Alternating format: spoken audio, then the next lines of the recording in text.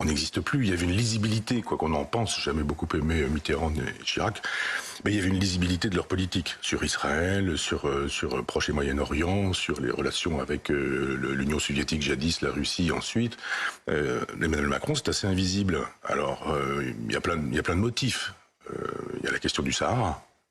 C'est aussi ô combien sensible et épineux, évidemment, entre le Maroc et l'Algérie. Et oui, et le souverainiste que je suis aspire à ce que le Sahara puisse être autonome et indépendant. Il y a aussi un moment donné où il faut décoloniser. Le problème, c'est pas de savoir à quel pays appartient un pays qui, lui, pourrait être autonome.